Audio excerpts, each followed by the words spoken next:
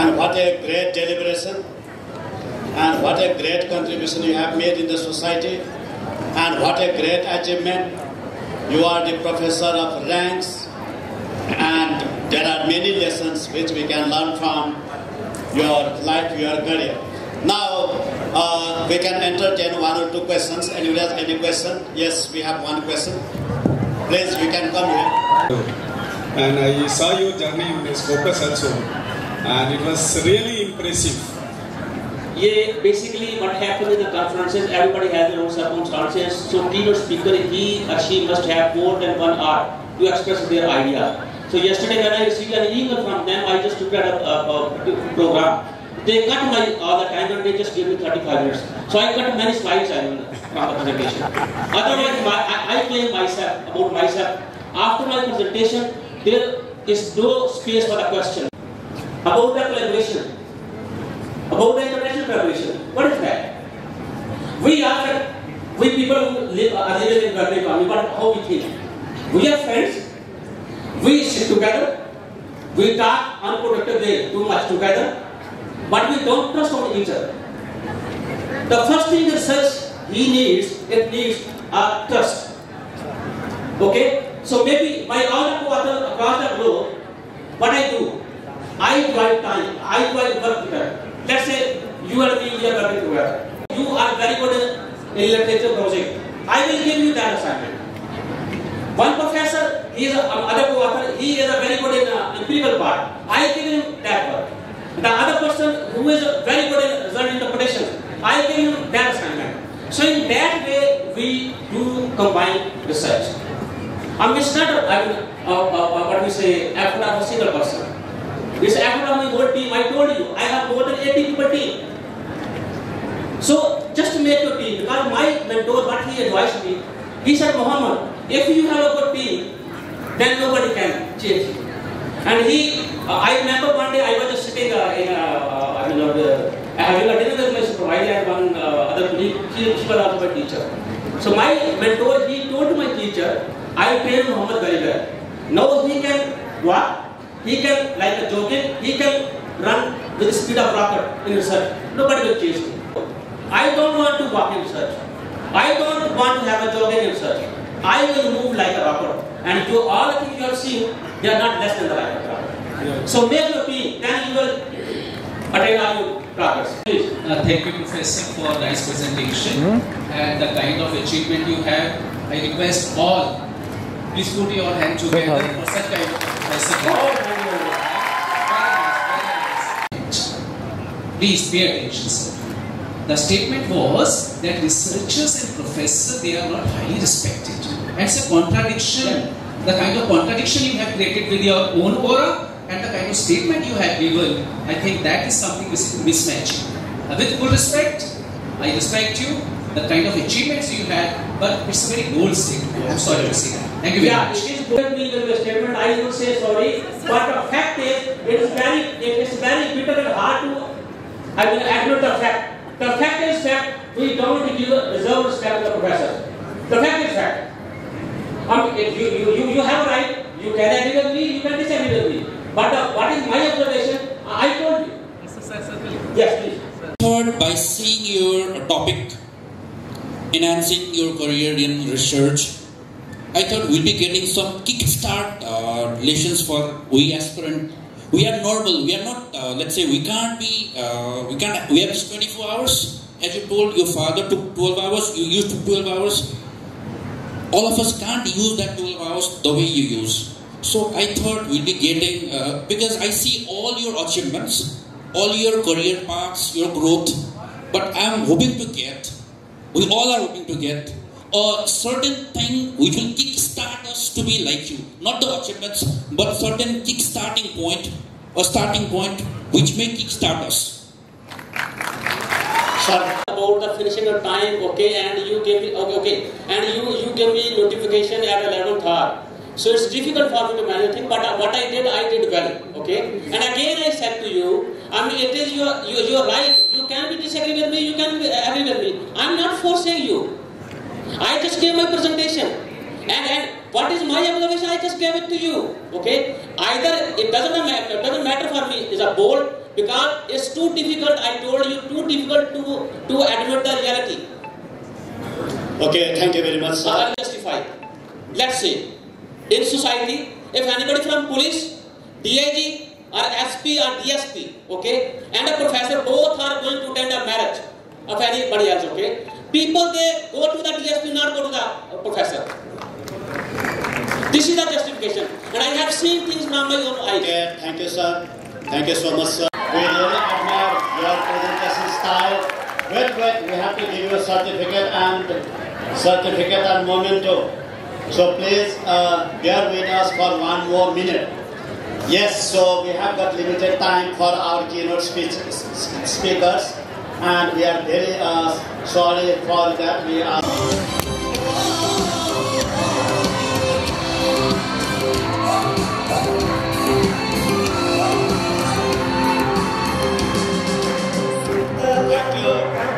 Thank you.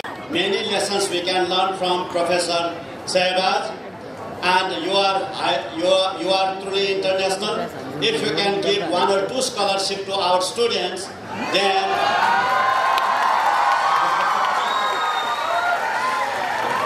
inspirational, highly contributing. Thank you very much. Your achievement is so commendable. We all can learn huge lesson from your work. So keep up with the spirit, sir. Thank you very much. And I came to know that you are professor of economics, Arthashastra. We teach Arthashastra so much in our universities and colleges, but result we are getting is Anarthashastra. So I could not get answer to my question. Anyway, let's put an end to it. Now I have been told that there is going to be cultural dance performance. The Thari community is an indigenous group inhabiting in the Tarai region of Nepal, consisting 6.2% of Nepal's total population. They are spread from Mechi to Mahakali in the country. The Thari people have a deep-rooted affiliation with the forest, land and river, and their dances often reflect their agrarian lifestyle and reverence for nature. There are many forms of Thai dance, not just entertain but also serve as a means of preserving their history, beliefs and social values, bringing the community together and fostering a sense of belongingness. Here we present a traditional Thai dance which is known as Latinach or Charanach. It means a stick dance, particularly performed during Dasar and other festivals. This energetic dance involves a skillful manipulation of sticks synchronized with the traditional Thai music on the beat of Nadal, symbolizing their connection with nature and the need to protect themselves and their crops against the natural threats. Thank you.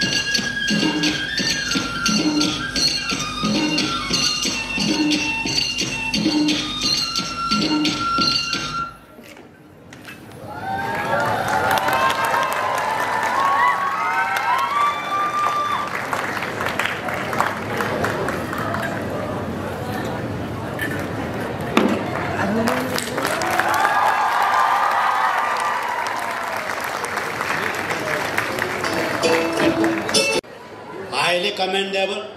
What a great performance is this. So keep up with the spirit. Congratulations to all the performers. Now I hope with this item everybody is fresh now. So we return to our keynote speeches. So now we move on to another keynote speaker from India. So we know what kind of relationship again exists between India and Nepal, which is like a assets and liability side of the balance sheet, which is more stronger than relationship between husband and wife, because these days relationship between husband and wife is ending in divorce. We have been hearing in news. But have we ever heard divorce in the relationship between assets and liability sides? So never. So now we have eminent speaker from India, great country. And we are culturally, religiously so tied up. And the topic is prescriptive problem and solution methodology of Indian urban road transport organizations for minimizing the operational cost of intra-city buses. What a great topic, sir, you have come up with. Now, at the end of the topic, I want to add few words in your topic. That is a lesson for Nepal. So I think from his keynote address, we can learn many lessons that are useful for Nepal. Because we are also facing many problems, many difficulties, many issues as far as urban road transport organizations are concerned. And how to minimize operational cost is a challenge for all the operators in Nepal as well. So, another keynote speaker is none other than Professor Dr. M. Mathirajan, Chief Research Scientist, Department of Management Studies, Indian Institute of Science, India. Now, before I invite him, I request our own, very own sir, yes, for brief biodata. Rajan is working at the Department of Management Studies, Indian Institute of Science, Bangalore. He received MS Engineering degree by research in applied operations research area and PhD degree in operations management area from the Faculty of Engineering, Indian Institute of Science, Bangalore. In addition, he holds an MSc degree in mathematics of Madurai Kamaraj University and postgraduate diploma in operations research of Anna University, Chennai. Dr. Mathirajan was a postdoctoral fellow at Singapore MIT Alliance of Nanyang Technological University, Singapore. Very recently, Industrial Engineering in Operations Management Society International presented Outstanding Research Award to Dr. Mathirajan. Dr. Mathirajan's research interests are in the development of mathematical modeling and heuristic methods for the problems related to industrial engineering, operations, logistics and supply chain management in manufacturing, service, container, terminal management areas and research methodology. Thank you. All right. Special thanks to two of my friends. I can say that two set of friends I can call it. One set of friends from Vellore Institute of Technology who introduced me to this particular forum. Second set of people are Ramnath Sharma and this entire team. Thanks a lot for giving this nice opportunity to come to this Nepal. This is the first time I am coming, and also I am going to share my experience. The takeaway, just people say that what's the takeaway from this conference or takeaway from every presentation. I am sure my takeaway from my presentation, I assure you that we will have some kind of real life problem identified from urban road transport systems where we applied our own simple ideas to solve the problem, and we ended with some kind of improvements in the urban road transport organization. Theoretically, I can put it that way because we have not implemented in the real life situation, but it's possible to implement. There are various reasons why we have not tried out, particularly for implementation. That is outside the forum we can discuss, because government organization going and putting our ideas is not that easy. Private organization is easy for us, okay? But definitely we will end up by getting some kind of ideas from this presentation as a takeaway. Second one, Other one takeaway is definitely the research methodology being followed in this particular research. I just put one bracket very clearly that one, this is a part of my research student work. So it is yet to be published. So I want you to use this material cautiously. Don't use it very rigorous manner. Because any lacunae, if you identify, please feel free to send a message to us. We will try to address that one. Okay. I'll just start with that one. First, motivation for this research to give some kind of statistics. In India, if you go and see that one, particularly people always talk about the GDP. What is the contribution of this urban road transport in terms of GDP? It's giving a huge share of GDP with respect to Indian contribution for GDP. It's about 4.8%. Second one, you know that one, the population is keep on increasing every country. You can see that one, India and China are maybe competing each other in terms of increasing the population. You can see as per the census data, somewhere in 2011 and 2000, it is increasing from 121.1 crores to 152.2 crores. So what? So next question comes. So why that urban road transport organization come into the picture? Because all public people cannot afford to have their own vehicles to move around for whatever the reasons, maybe for going to office or going for shopping or whatever it is. That's why in India, particularly you know that in India is a very large country, they have various urban road transport organizations. Every state government has their own transport organization also. So people are heavily dependent on this type of public urban road transport organizations. The interesting part, just give some kind of statistics. Of course, I highlighted only 2019-20 because the statistics available only as on that day. But in the next slide, I'm going to say that roughly for last 10 years, all urban road transport organizations. When I talk about urban road transport organizations, particularly I'm talking about intra-city buses. The buses which are flying within the city. Okay, assume that when there are city buses are available in Lumini area, that only we are talking about it, not like the buses which are going from Lumini to Katman. That type of buses we are not talking about, that is called intercity buses. Okay, that we are talking about intra-city buses. You can see that one, there are 5 metro city of India I pointed out, Calcutta, Chennai, Bombay, Delhi and then Mumbai. So everywhere you can see the last maroon color I put it, negative loss. Negative profit is shown in that one. Particularly if you see that Delhi and Calcutta, the negative is very high. Per day, per bus, they are incurring this much loss. Okay, the next question comes, how do I make sure that when the negative profit becomes a positive? The next question comes. The easiest one, government point of view, if you see that one, I increase the bus fare. But generally public, they don't accept increasing the bus fare. We are all management people. Instead of increasing the bus fare, is there any other way I can make sure that when my negative profit becomes a positive profit? Particularly I am working in the area of operations management, supply chain management. We need to look into various operation management problem. Today they call it in the different language. Is there any way I can identify some descriptive problem, predictive problem or prescriptive problem associated with this profit? Okay, that means you go and analyze the data, and from the data you can come out with some kind of new problems, that is kind of descriptive problems. Then after getting the descriptive problems, you may have to end up by applying some kind of prediction. Okay, that time you have to go for predictive kind of problem and associated techniques. So another kind of problem is prescriptive problem. There's a high-end analytics problem. So one such problem has been identified here. That's the problem we are going to discuss it here. Okay, I just put this is the whatever I discussed it. The last 11 years I put it as a negative loss everywhere. Only loss I put it, not other parameters values I put it because of the congestion in that one. So everywhere you can see that except Bangalore, couple of years they showed some kind of improvements in terms of positive savings. I'll tell you why the positive showing only in case of Bangalore. See, our institute is a research institute in India, #1 research institute world level, also rank wise also it's the better institute, rank institute. So a lot of research activities are happening. Only main focus is a research only. Those 2 years you can see that one. People came from urban road transport organization as a part-time or full-time student at IIC. They went through the things, they got some idea, they went and implemented, they were able to show the improvement. That's a part of research activities. Okay.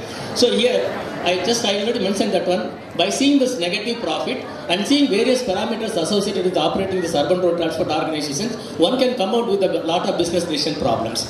So one type of business decision problem I'm going to discuss with you in that is related to prescriptive problem. You can come out with a descriptive problem, you can come out with a predictive problem, you can come out with a prescriptive problem. Each one the focus is different. Okay, so I am coming out with one prescriptive problems that is related to non-revenue distance traveled by each and every buses in a day. When do you see any non-revenue distance traveled by every buses? You all would have seen that in the early morning the buses are starting from the depot and comes to the starting point for making the entire day, the trip between starting terminus to ending terminus. In the end of the day also the same bus comes back to the depot without carrying passenger. In the early morning, in the late night, they don't carry any passenger. That distance covered in the early morning, in the late night, it's called non-revenue distance travel by a bus. How do I minimize this non-distance travel or non-revenue distance travel mileage can be reduced?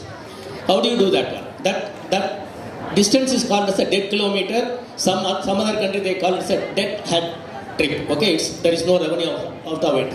So how do I minimize this one? Okay, that means it's a simple assignment kind of problem or combinatorial optimization problem mathematically if you call it. Given n number of buses, how do I go allocate to n number of depots, keeping depot as a capacity and other constraints associated with that.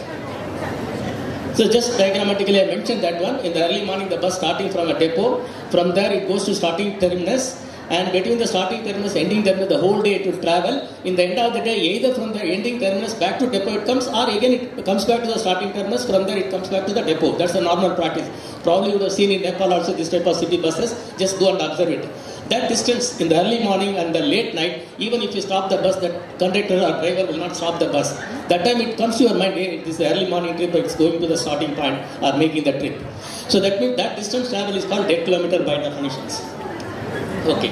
The dead kilometer in Indian urban road transport system, the entire country, there is one organization called Central Institute of Road Transport Organization that is meant for research kind of activities related to all kind of urban road transport. They will do that one. They compiled the data and said that one somewhere dead kilometers around 2017-18, 2018-19 in terms of running crores, 27,000 crores in terms of 2017-18, 2018-19, 26 crores roughly. So that is a dead kilometer in a year. That is a year wise. I am just given that one. Still, particularly for Bangalore, because I am from Bangalore, we are able to collect the data completely in the past 2009-10 to 2022-23. What is the type of dead kilometer they are having every year? The last but two column you can see that one dead kilometer given in terms of lakh. Okay, the last but one column is given what is the operational cost per kilometer. Operational cost means they will have both direct cost and indirect cost together. Okay, then last column tells you what is the total cost associated with only dead kilometer alone. So you can see that one due to dead kilometer alone, they are incurring about 46 crores, a particular year called 2021. Another year 2020-23 it is about 63 crores. So if you are mapping properly all the buses to the depots, your objective is supposed to minimizing the dead kilometer. You cannot completely eliminate it. If you want to completely eliminate it, every bus supposed to be parked at the starting point of the terminus.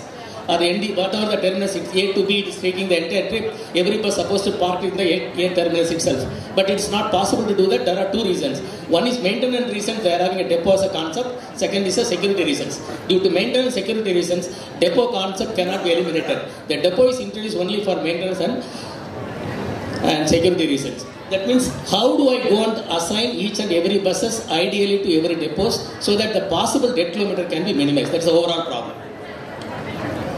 Okay, this is a simple, straightforward, looks like a combinatorial optimization problem. What is the constraint prevailing that one? Every depot you cannot put unlimited number of buses to park it in the late night. Every depot will have some kind of limited capacity. You have to keep the limited capacity constraint and some more constraint. What are the physical or logical constraints? You need to look into that one. I will go into the details. You will find out. Okay, this is the problem. Okay, as per the research process, next question comes. We should not rewind the wheel. Is there any methods available in the literature? We need to identify and check it and then make use of it. If there are methods available, we can use it for the application point of view, the industry point of view, they will use it. As a researcher point of view, what we need to do that one, is there any new dimension we can associate it with the problem, or whether we can come out with a new methodology so that we can improve whatever the methodology already proved in the literature, whether we can come out with a new research domain. So just see that one. I just put all the available literature, particularly close related literature in the form of table. This particular type of table always helpful for any research. Because any research, if you want to identify the research gap, one of the research methodology or research issues, in the end, even before starting your research, you need to identify research gaps clearly. When I say clearly, there are two ways I can say. Many of the people put the research gaps subjectively. After putting all the research review, literature, year-wise, chronologically, put all the description in the end, say this is my literature gaps. But nobody will be able to relate where this research gap is coming from, the which research article or collection of research article. Nobody will be able to map it after reading the entire thesis or when we are receiving for research evaluation. So all the time we can easily organize the available literature in a nicely in a tabular format, in a database language. You can call it, say, each research article, put it in a row, and all the attributes related to the problem you can put it in the column. So attributes in the sense problem variable, the solution methodology, constraints, assumption, everything put it in the column wise. With respect to each and every problem, you can just start to define it. Define it in the sense, just put a tick mark. Then finally you can easily identify whether you can come up with some kind of unique combination in which there is no existing study. If you come up that one, that is your problem. Once if it becomes your problem, all the existing methodology can be used as a you can customize all the existing methods. That time also the methodology also will be new. So identification of the research gap is very, very important. Here what we have done it. So most of the time people have solved this problem assuming with an objective of dead kilometer minimizations. But dead kilometer minimization is different from dead kilometer cost minimization problem. Why there is a difference? Dead kilometer, there are two buses are having dead kilometers of 5 kilometers, assume that one. But the mileage per bus, each of these buses will be different. Each bus may not be having the same mileage. That means minimization of dead kilometer is different from minimization of dead kilometer cost. Between the two things, which is good one, the minimization of dead kilometer cost is very good one. Okay, comparing the dead kilometer cost alone may not be good because every depot will have a depot operating cost. What is depot operating cost? Each depot will have a different type of manpower will be there, different type of equipment will be there, or one depot will be having senior most service engineers, another depot will have a startup level, maybe 2 years, 3 years, 4 years experienced fellow will be there. That means direct cost and indirect cost also varies across with the depot operating cost. Naturally, across the depot operating cost also will varies. That also influence where do I go and put my bus into every depot. Third component is environmental cost. What is environmental cost? Each bus will give different emission. That means I want to ensure that one for societal point of view, I should make sure that when the bus supposed to give less emission, at least the non-revenue distance time. The entire trip I cannot eliminate it because the route is fixed. The bus has to play in the route. But at least in the early morning, in the late night, if the bus goes with less distance without non-revenue, so that part, at least emission rate I can minimize. Is there any study which is comprising all the three? Minimizing dead kilometer cost, depot operating cost and emission cost. When we looked into that one, no study has come out. So that is our research gap, first research gap. You can see that one, there is a 3 tick mark given with the ash backlog. So that means this particular study concerns all the 3 costs simultaneously. That means first 2 costs are related to economical cost. That is minimizing dead kilometer cost, depot operating cost, it's called as economical cost. Minimizing environmental cost or minimizing the emission rate is called environmental cost. So we are trying to minimize both environmental cost and economical cost simultaneously. Okay. Then what are the methods? Next question comes. What are the methods I can think about it? The available method, when we are going through the thing, people have proposed some kind of mathematical model and non-mathematical model I can put it. That's called heuristic method. What do you mean heuristic? Heuristic means a thumb rule. Okay, a collection of thumb rule, if you put it in a step-by-step procedure, is called heuristic method or heuristic algorithm or heuristic programming. Every person can come up with your own heuristic. For example, the simple reason or the simple definition of heuristic is called thumb rule. A thumb rule is called as a heuristic. For example, when you are coming out of your house, immediately your intuition says better to take an umbrella today, there will be a rain. Scientifically, if you want to find it out, you have to call the weather bureau and find out whether I can take the umbrella or not. Nobody will do that one. Our intuition, our gut feeling, everything says that one better to take an umbrella. That type of thumb rule is called heuristic. If I put collection of thumb rule depending upon the problem situation, it's called heuristic method or heuristic algorithm. Okay, here this particular problem also can be solved. When do you solve this? When do you use the heuristic method in general? Wherever the problem is very complex. There are 2 ways we can say. When do you say problem is complex? I may not be able to develop mathematical model because it is not a structured problem. Problem also classified into 3 ways. Structured model one end, other end is called unstructured model. Most of the time structured model means well-defined procedure will be there. If it is semi-structured or unstructured, you don't have a well-defined mathematical model. So you have to go and use, along with the existing mathematical model, your own idea you have to put it. When you put along with the mathematical model, your own idea, it's called mathematical based programming or mathematical based heuristic method. It's completely unstructured. So example also people say that what is the example for unstructured problem? Selection of a CEO or even selection of a vice chancellor for this university. There is no clear-cut definition you can give it. Okay, I'll follow these 10 criteria. 10 criteria exactly match with the A, not matching with the B. Can I take him as a BC? It's not true. Because you may add some kind of your own subjectivity also into that by selection of things. That's why heuristics are mostly applied for semi-structured problem, unstructured problem. Sometimes structured problem also we will apply heuristic method. Whenever the problem is not possible to solve using mathematical model. When I say not possible to solve means computation is taking longer time to give the optimal solution or the exact solution or the best solution. This problem also can be solved using mathematical model, as well as we also propose heuristic method also so that the user can use whichever the model they want to use it. Okay. So just to define that model, I'll just give you the some table. You can easily understand that one. Assume that one there are n buses are there, n depots are there.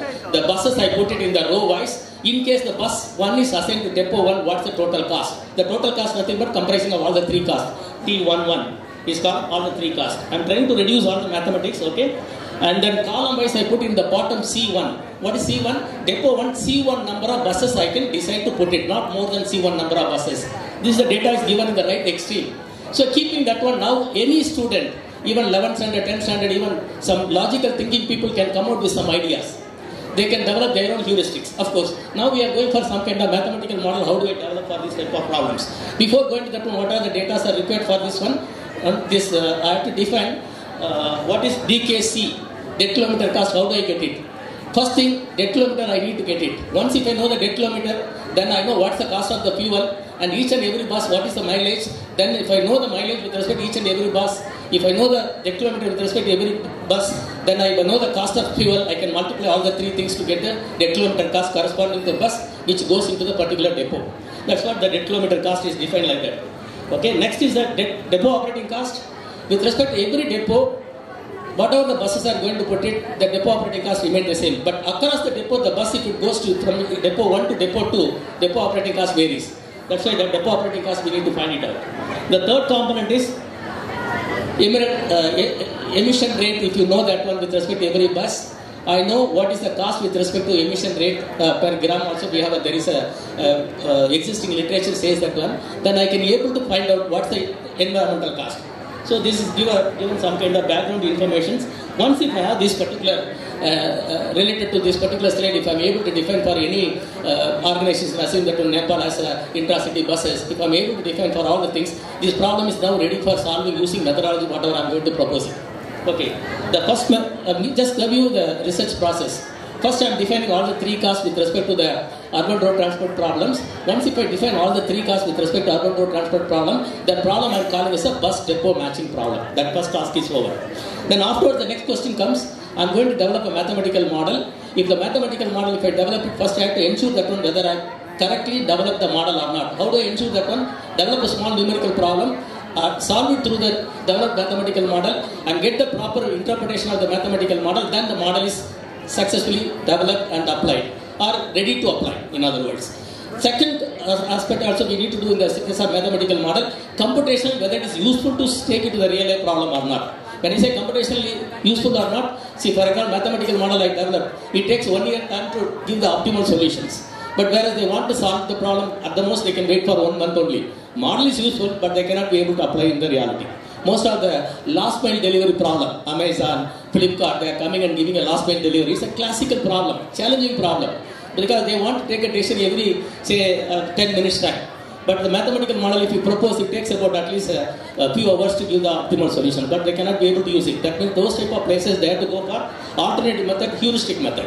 Whenever you develop a heuristic method, then you have to prove whether your heuristic is consistently giving a good result or not. How do I know whether it's giving consistently good result or not? I need to have some kind of evaluation methods. So that evaluation method is a computational experiment. The computational experiment has the 3 components. Okay, that is nothing but you need to have a test data. You need to define what is the benchmark to compare your heuristic method solution with the benchmark solutions. How do you compare it? That's a performance measure. All the 3 things you need to define it.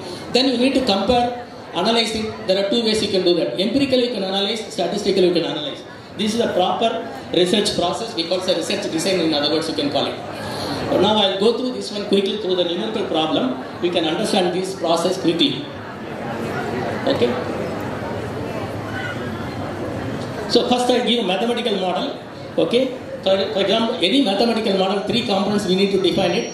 What are the decision variable related to what are the unknown? For example, the school level, people would have done some kind of 3 equations, 3 unknowns. When you want to solve it, people are comfortable to solve the problem in the 10th standard or whatever the standard.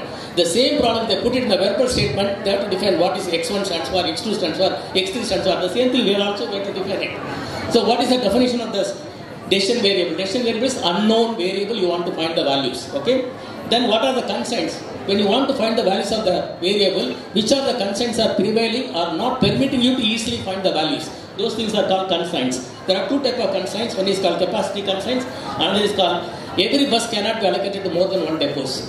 The third one is objective function we need to define. Any mathematical model, these 3 components you have to define it. Okay? Assume that one we have defined it. Okay? We define for these problems. Okay?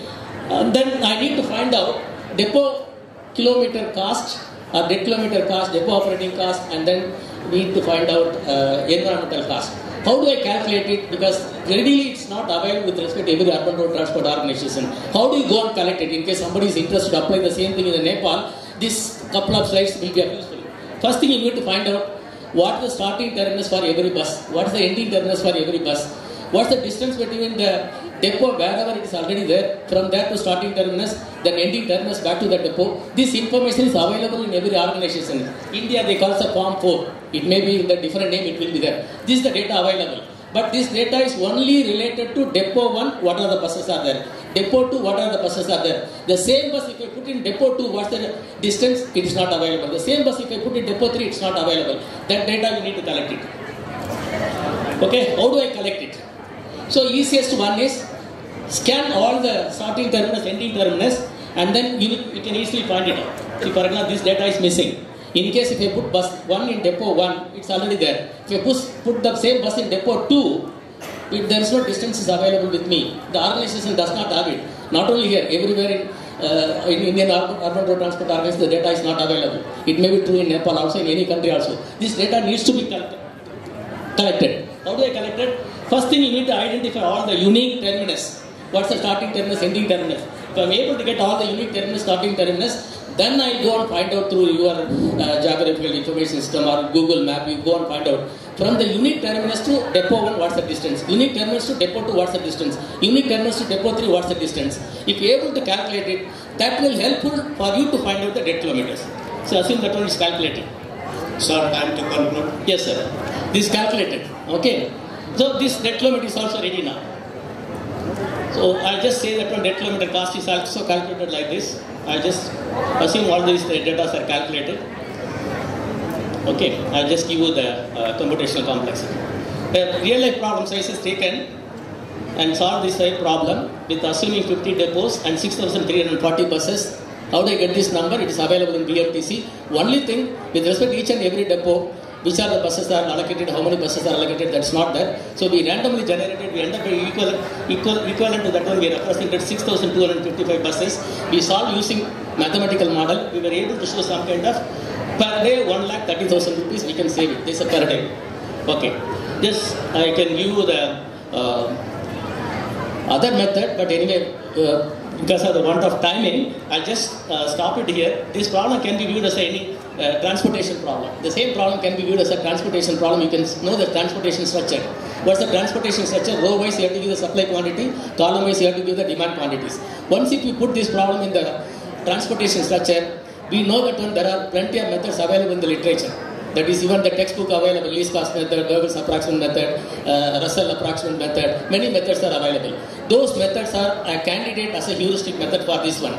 So instead of using those methods alone, we have developed some more new methods and compare and contrast it. It so happened that the method which are giving good results for transportation problem not necessarily give the same good result for this particular problem, because this particular problem is called a special type of transportation problem. Why it's called a special type of transportation problem? The supply is always equal to 1. Whereas in the traditional transportation problem, supply will be some kind of quantity, SI, I varies from 1 to n. Demand also DJ, G. Demand value is always greater than 0. So greater than 1. Whereas supply is equal to 1. That's why it's called special type of transportation problem. So we cannot take a best algorithm as of now today report in the literature. Can I take it and apply to the bus depot matching problem? You cannot do it. That's the part of our entire exercise. You have to go and try all the possible heuristic method for this type of special type of problem. Then you come out with one which is a good one. In understanding that you can also propose some algorithm. That's what our student has done. Okay. I'll just, because of want of time, I'll just stop it here. Any question and answer time, I'll continue with that. So like what you said, one dimension, people come out with different dimensions. Sir, you are incurring a loss. Why don't you use that as a kind of courier service? Point to point, not end point, beginning point to end point, not in between. Like that, many problems can come out with, make sure that a negative profit, maybe making it as a positive profit. That is one thing. But you are coming with a new dimension altogether. That means you are introducing some kind of alternate vehicles to do that.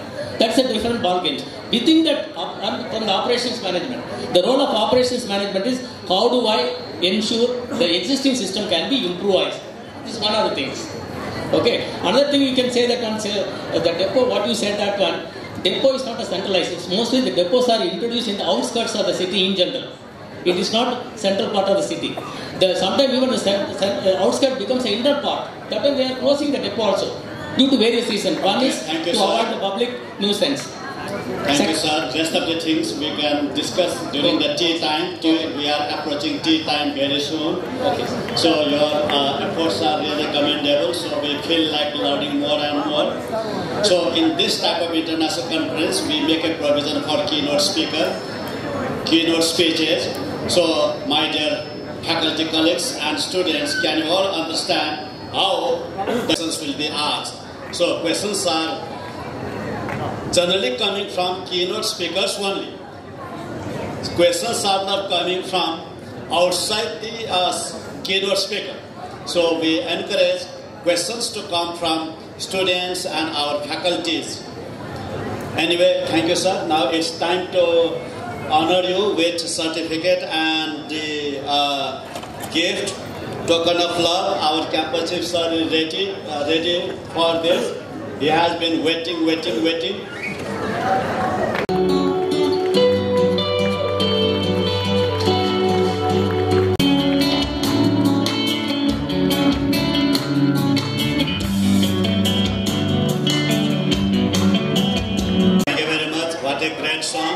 So I think tea break has been postponed for a while.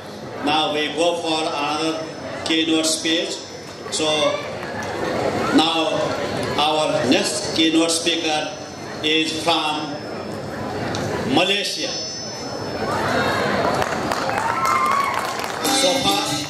So far we have been confining ourselves to India, China and Nepal only. So now we want to further strengthen our relationship with other countries. So in the process, we are exploring Malaysia, which is fast-growing economy and going to be a leader country in the Asia. If possible, we all want to go to your country, Malaysia, but it's not possible. So we have brought Malaysia in photo. Trends and guidance for business research. Now, in the very first place, we all need to understand that research is very important in our life. Whether we are BBA students, MBA students, whether we are faculties, research scholar, research is very important. If you look at developed countries, which university is the best, which college is the best, known by the quality of research done. Therefore, Lumbini Banijay campus also emphasizes research so much. So once again, Lumbini Banijay campus Jindabad for emphasizing the research. So, I request Rom sir to tell us something about this professor, Professor Dr. Wang Mark Lim, Dean, Sunway Business School, Sunway University, Malaysia. Thank you, Session Chair. Professor Lim is the Dean of Sunway Business School, Sunway University, Malaysia. He holds Doctor of Philosophy from Monash University, Australia, Professor Lim Weng Mark, PhD, is the Dean. He also served as the Editor-in-Chief of Activities, Adaptation and Aging Routledge, Global Business and Organizational Excellence Wiley, and International Journal of Quality and Innovation, Inter-Science, as well as an Associate Editor of Journal of Business Research, Elsevier, and many other journals. Thank you. I'm standing between you and the last speaker and also tea and dinner, so I'll try to make this as quick as possible. But please allow me to introduce myself. My name is Mark. I'm the Dean of Sunway Business School. I come from Malaysia. Where is Malaysia? Malaysia is in between Singapore and Thailand. Alright? And yeah, so this is where Sunway University is. It's in the city in Sunway. And this is a picture of how Sunway actually looks like in the 1980s. Alright? So in the 1980s, Sunway was a tin mining land. The tin was all mined out, and after you have mined all the tin, it becomes a wasteland, right? It's just a big hole in the ground. So this is 1980s, and what has happened is that this is how it looks like today. So Sunway looks like that today. So what did we do? We brought in the trees, we did development there, and we show that development can actually be sustainable. So what you have just seen is wasteland turning into a wonderland. And this is where Sunway University is, right? As you can see here, there's one big green patch over here. That's the FIFA football field, and Sunway University is here. And if you're wondering, this orange part over here, this is Monash University's branch campus. So Monash University is an Australian university, is my alma mater, and they have a Malaysian campus right opposite Sunway University. Right? So this is Sunway for you in Malaysia. This is another big hole in the ground. So Sunway actually has two big holes in the ground. One is in front of the university and one is at the back of the university. So this is the back of the university, and what you see over there is actually a theme park. Right? So we actually have a theme park behind our university, and behind there the orange buildings are actually hotels, and also you will notice that there's a triangle over there. That's a pyramid. So usually I'll tell people, where can you find pyramid in the world? Of course pyramids you can find in Egypt, but the other pyramid you can find is also in Malaysia, but in Malaysia is a shopping mall. Alright, so this is Sunway for you. This is how it looks like at night. And the point here is that when we are able to do something good, it's not just about creating a city in a very sustainable way, one-off. Right? We actually want to replicate that model. So what we are doing is we are replicating the sustainable city model down south in Malaysia, in a state called Johor, which is right next to Singapore. Alright, where there's a large forest there, and of course, because you are next to Singapore, property price is very expensive and people actually want to do development. So the appointed developer was actually Sunway, because Sunway is able to develop in a very sustainable way. That's what you can see over here. Alright? And the night view is here, so you get to see a bridge between the two rivers, between the river there. So that on one side here is Malaysia, and just across the bridge is Singapore. Right? That's how close Malaysia and Singapore is. So if you're in the region, if you're visiting Singapore, you can also visit Malaysia, you can also visit Thailand. It's just one straight line. Alright? So among some of the things that we do at the business school with Sunway is that we actually work with Sunway Group. So Sunway is a conglomerate. Education is one of it. We also have hospital, we have malls, we have hotels, we have property and so on. And one of the interesting that we do is that we create a carbon pricing framework for this business conglomerate. So what's the carbon pricing framework? Right? So climate change is a big issue now, carbon emissions is a big issue, and there is what we call as carbon emissions, carbon credit. So we come up with a carbon pricing framework where we put $1 to the carbon emissions that business activities does. And by doing that, what happens is that we know how much of carbon we are doing, and can we really achieve net zero. So one of the initiatives that we do is to put a carbon pricing framework in, and business units that do not meet their carbon targets actually get penalized through their bonus pool. Right? So employees are motivated to want to reduce carbon emissions from their activities, wants to reduce environmental impact, because if they don't do that and meet their targets, their bonus get cut end of the year. Right? So this is one of the strategies that we actually do there in Sunway.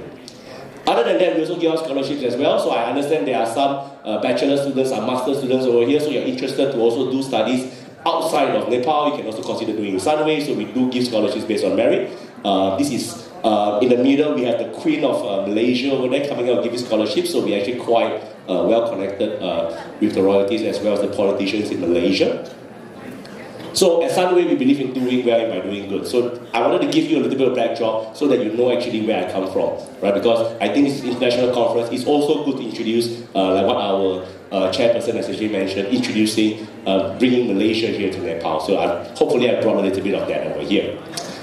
So into the topic of today. So I've shared a little bit about a business trend, about how a real life conglomerate actually do business in a sustainable way. So I've shown you that part. So now let me move on to the research part. And because this is a research conference, I see from the conference proceeding, a lot of researchers are here.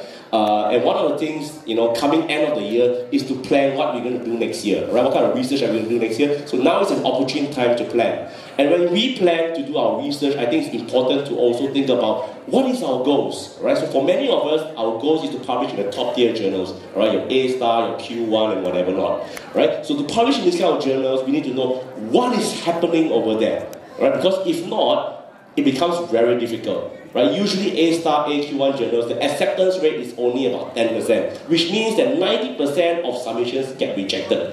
Right? So we want to avoid rejection, we need to know what's going on in the research publication landscape. So let's take a look at what's going on. So, how much of research is being published? This is the statistics from Scopus. So if we look at the business and management category, we now see that in 2024, the number of business research published and indexed in Scopus have gone above the 1 million mark, meaning there are 1 million business research that has been published and indexed in Scopus. So this is what I have gathered as of today, about 12 p.m. just now. Right? So I've downloaded the data and I put it over here. And of course it's a little bit small, but what you will see is that in recent years, alright, in the 2010 so on, you suddenly see the exponential rise. Which means that today, in the world, more and more people are doing business research. More than ever. Alright? Back in 2016, it was only about 40,000 papers that were published in a single year. But fast forward today, 8 years later, not even 10 years, 90,000 business research has been published in 2024 alone. That's double. Alright? So that shows the magnitude of business research that's been published. In 8 years, the number has doubled up from 40,000 to 90,000. So this is how much business research has been published and indexed in Scopus. Right, so now we know how much business research is being published. The next one we want to know is what kind of business research is being valued around the world. So there are a number of business rankings and so on. According to the Academy of Management Perspectives written by Herman Agunis. So if you're on LinkedIn, I encourage you to be on LinkedIn because that's where you get all the information that you need these days. So Herman Agunis is one of the top scholars in management. He has published this paper in Academy of Management Perspectives, and look at the title. He says that an A is an A, which means that yes, all of us can publish papers, alright? But if you really want your papers to count, and you just don't want to be in your own country, and one day you want to move to another country, in an international institution, then you got to speak the international language, and the international language is your A-rank journals or your Q1 journals. Those are what counts. Right, so let's take a look at a number of journal ranking lists that are out there. The first one is Financial Times. Financial Times, only 50 journals over there. Very discipline focused in business. In accounting, a few journals. In management, a few journals. In marketing, a few journals. In economics, a few journals. In finance, a few journals. That's all. Are there applied journals? For example, Annals of Tourism Research, Tourism Management, International Journal of Hospitality Management. No. No applied journals in FT50. FT50 are all discipline-based. Which means that if you want to publish in FT50 journals, you have to make a contribution to the discipline and not the context. Context is hospitality, context is tourism, context is education. No context, discipline. For example, finance theory, marketing theory, management theory, and so on. So that's Financial Times. Very, very elite. Only 50 journals over there. So, very difficult to get published. Right? So if you don't get it in Financial Times, it's okay. Alright? Because it's only a list of 50 journals. Reality is that you will not get published in there year in, year out. Next one is Chartered Association of Business Schools, the Academic Journal Guide. Alright, the CABS list. This has a new list this year in 2024. This is produced by the UK. Alright, the highest rank is 4-star, 4, 3, 2, and 1. Alright, so the 4 stars are usually those in the FD50, the 4 not, the 3, 2, and so on. Alright, so this is in the UK. So the list is much bigger, but still quite narrow. The one that is very popular in the global south, particularly in South Asia as well as Southeast Asia, as well as, of course, naturally in Australia and New Zealand, is the Australian Business Deans Council list, the ABDC list. Here, the highest rank is A-star, A, B, and C. Alright, I think in India, in Nepal, in Bangladesh, we all look at the ABDC list, so A-star and A-rank journals. Alright, so this ABDC list, I would say, is, to me, it's the optimum list because it is much larger than the CABS list. Alright? For example, in marketing, your A-star and A journal, you have about 20 journals over there. So very simple, you have 20 A journals over there, you just try one by one. Alright? For sure you get into one, but make sure you take in the feedback. You actually have 20 chances. If you don't get into an A journal, it's okay, you still have B journal. Alright? And that's a whole long list. Right, so no excuse for not publishing in a reputable journal in business because you actually have a lot of options and you can actually Google this, you can find the list over there. Alright? Of course, you have Web of Science, much larger than all the lists on top, and even more is Scopus. Scopus have even more than Web of Science. Alright? So, if you really want to aim high, aim FD50, but the very least, at least is Scopus. So I gave you a range of business research of value. So you play to your advantage. Right? Play to your advantage. Whether it's FD50, if you cannot hit it, it's okay. You have CABS list. CABS list, too niche, it's okay. You still have ABDC. Like I mentioned ABDC, like for example in marketing, you already have 20 over journals over there in A-star and A. You can actually try. If you really cannot hit, it's okay. You still got Q1 in Web of Science, Q1 in Scopus. Q1 means what? Q1 means top 25%. Q2 means the next 25%. So the minimum you need to publish is actually in the Q2 journal. Why? Because that's 50% of the list of all the journals that are there. So of course you can. Right? Imagine if you have a list of 100 journals. Q2 and Q1 means your top 50, you actually have 50 different journals to try. Alright? So don't give up hope on the good work that you do. Okay? So these are the types of business research that are being valued. What else? How fast are business research getting published? Alright? So we always want to publish as quickly as possible. But how fast can you do it? Let me give you an example. This is Journal of Strategic Marketing. It's an A-rank journal. And these are some statistics that you can see over there. Alright? Q1 journal, A-rank journal. But to get your first decision, 147 days. 1 month is 30 days. 147 days is about 5 months. So you got to wait 5 months just to get your decision. So this is how long it takes when you submit and to get a response. Whether it's reject or revise, you have to wait 5 months. This is what an A-rank Q1 journal looks like. If you submit 2 weeks already and then you say, oh, 2 weeks I still got no response, let me email the editor. Don't do that. The editor is working hard. The editor has a lot of submissions. Right? Acceptance rate, 16%. Alright? You wait 5 months, your chances is 16%. Now, do you want a journal that is much faster than 5 months?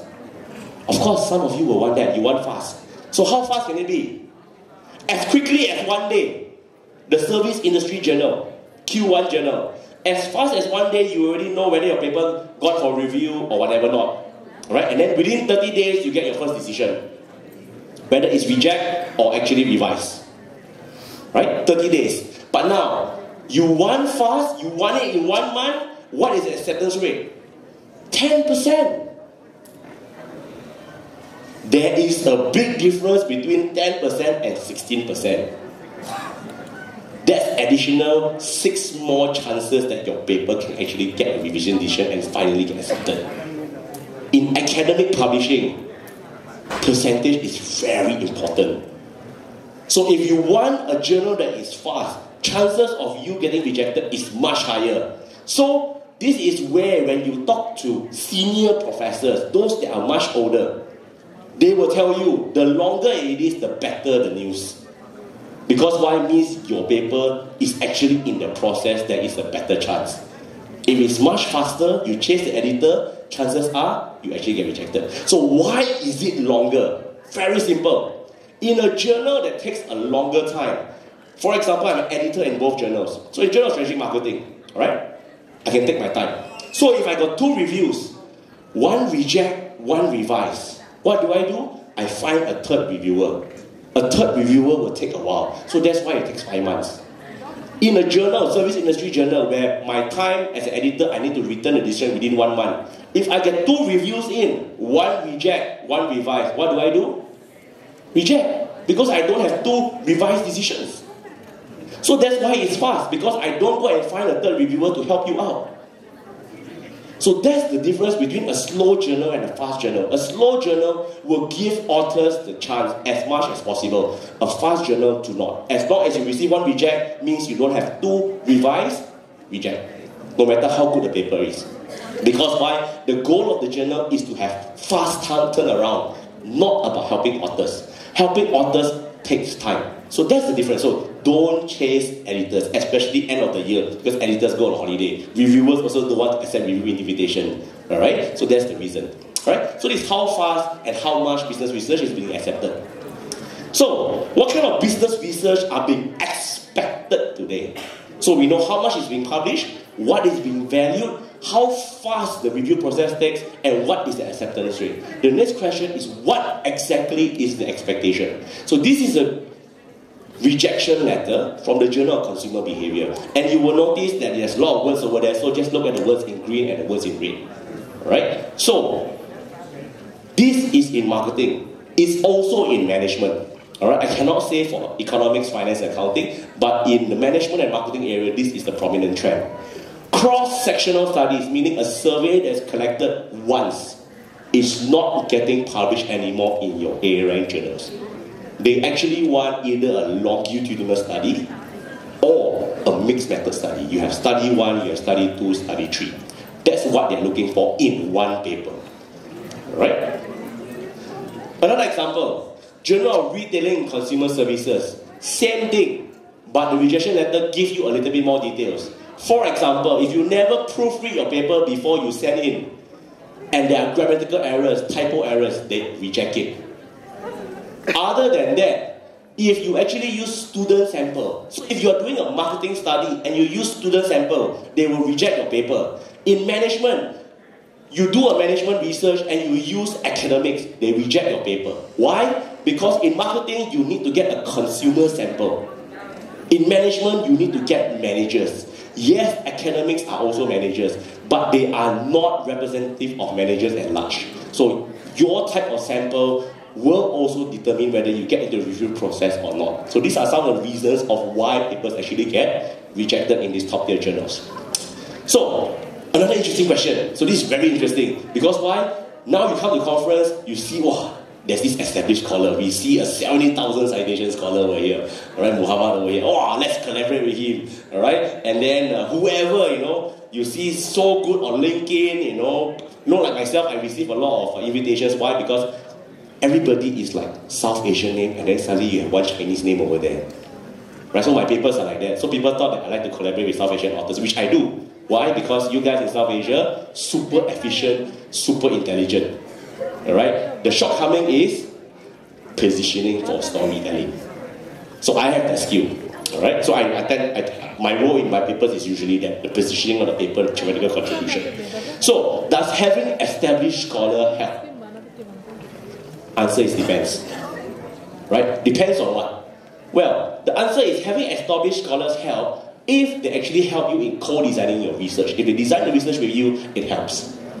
If they edit the manuscript, means they actually work on the manuscript. They have the experience of publishing in top tier journals, they edit the manuscript for you, that works. Answer is no, when they just give you comments, they never edit the manuscript. Right? Everybody can give comments. But do you think when the established scholar gives you comments, do you think that you address the comments that well? Chances are, you might not. You may address it 60%, 70%, but not 100%. So that's why the editing is important. Right? There are also some top scholars that never do anything, just put their name over there. Alright? And you think that, wow, I want to have a big name because when I have a big name, that's how I get published. The answer is no.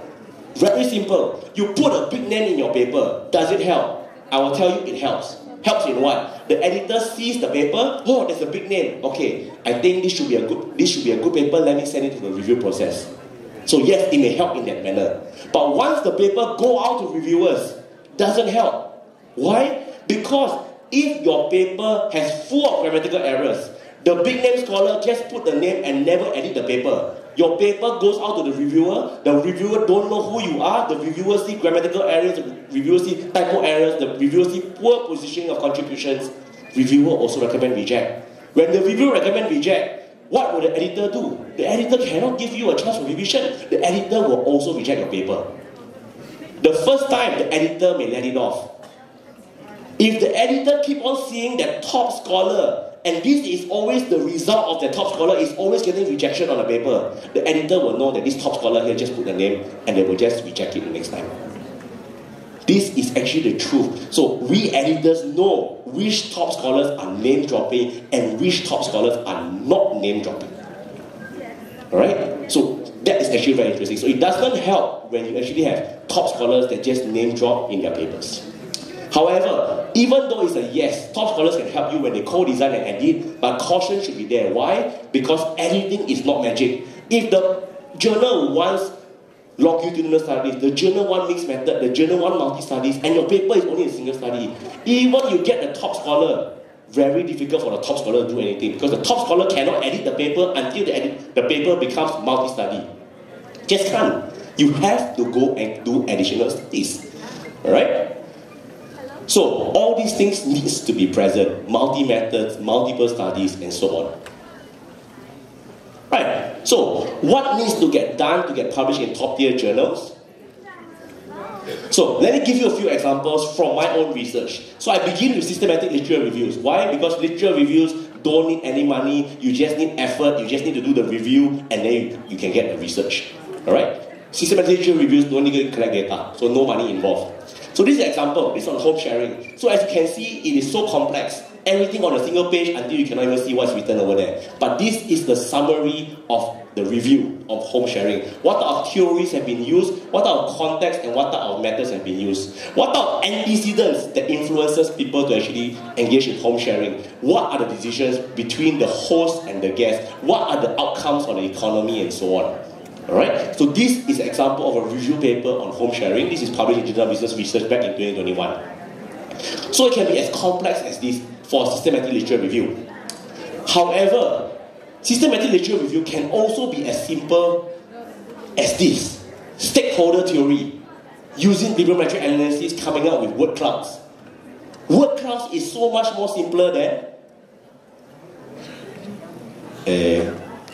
how do I go back? Oh. Somehow I cannot go back anymore. It's okay, never mind. I think time is coming up. But what I want to share with you here is one thing, which is regardless of whether a research is complex or whether a research is simple, the most important thing is you need to be able to explain what is the problem that is happening over there. What is the issue? Alright, that's number one. Number two, what are the existing solutions that are there to solve that issue? Number three, once we have talked about the issue, existing solutions, number three is why existing solutions is not enough. Because when an issue is there, for sure someone has come up with a solution. You are definitely not the first one. So you must acknowledge other people's solution and then explain why other people's solution is not good enough, and then only you come up with your proposal. What is your solution and why your solution has a better potential in addressing the issue as compared to existing solutions. That's what a contribution is. And you must be able to explain this not to your supervisor, not to a senior professor, but to your parents, your brother, your sister, your friends that are not in academia. I give you a simple example. We know sustainability, right? Sustainability is an issue, right? Sustainable development was a term coined in 1989. At 1989, it says that sustainability, we need to move away from capitalism. We must concentrate on the environment and society. 1989. After that, in the 1990s and the early 2000s, we say that moving away from capitalism, the economic consideration is not feasible. Because why? You're not a charity. You cannot just do good. So what you need to do is to balance the triple bottom line of economic, environment, and social. So you got to do a balancing act. That's the narrative of the new millennium, 90s and the early 2000s. Today, 2024, after COVID, let me ask you this question. Is the state of the world better today as compared to the past, or has it become worse? Has become worse. Sustainability targets are actually regressing, not progressing. So the idea here is this. If something is not going well, what do?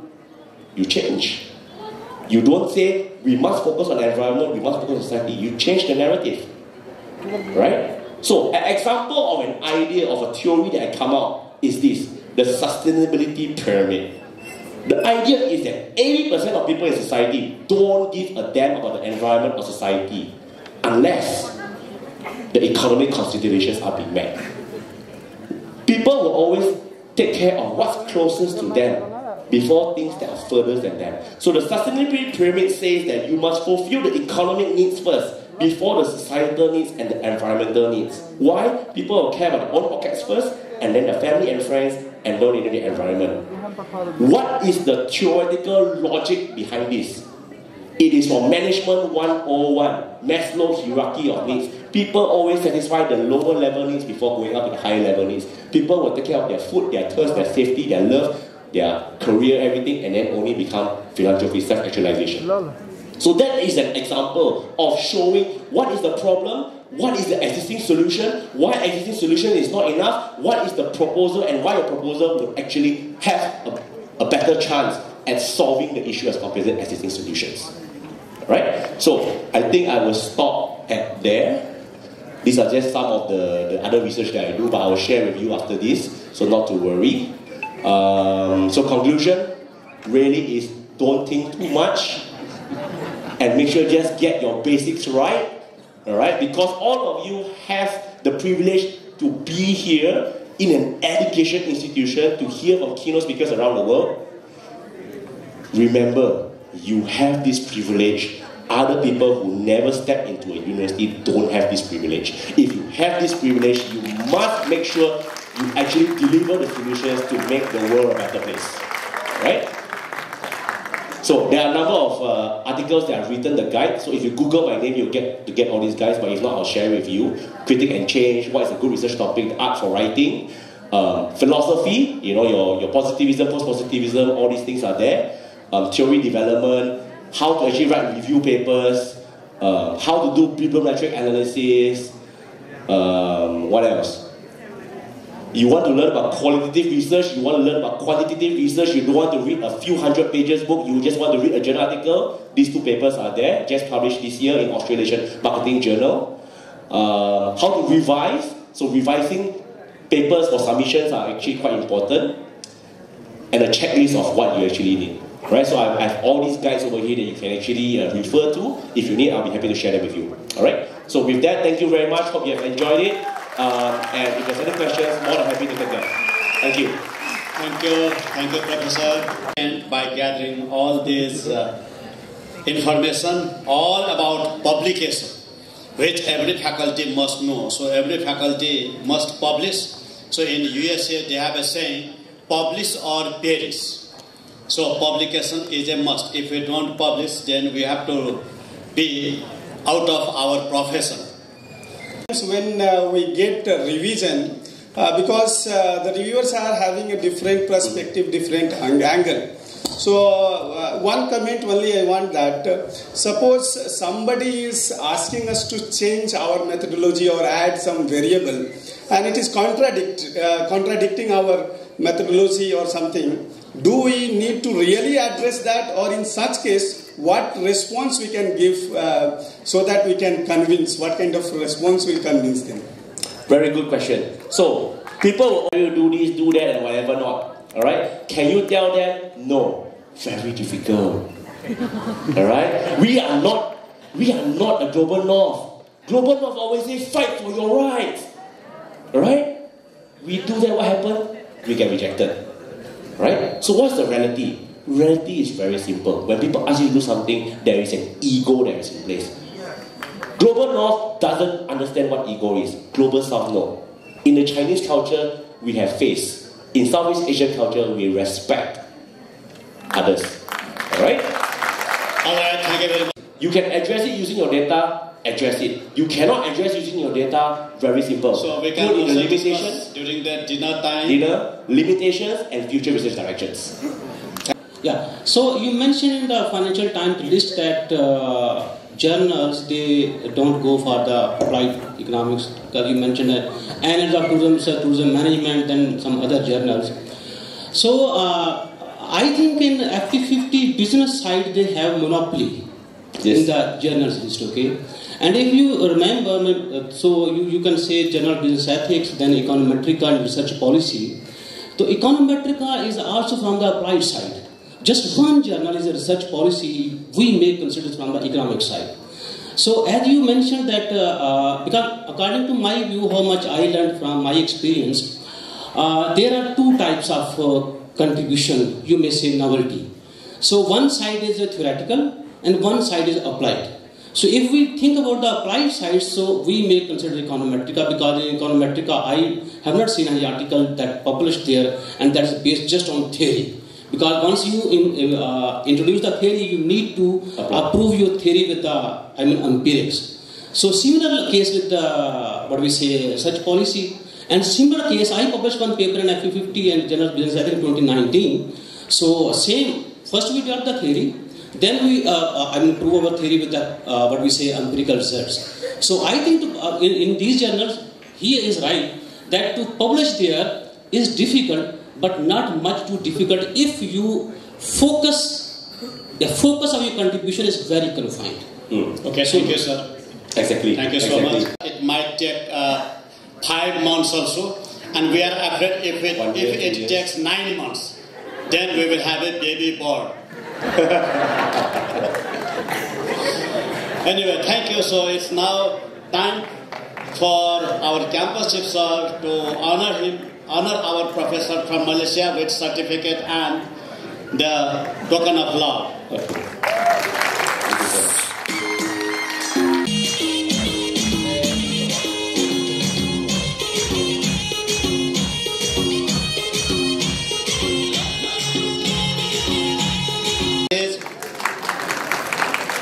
Please.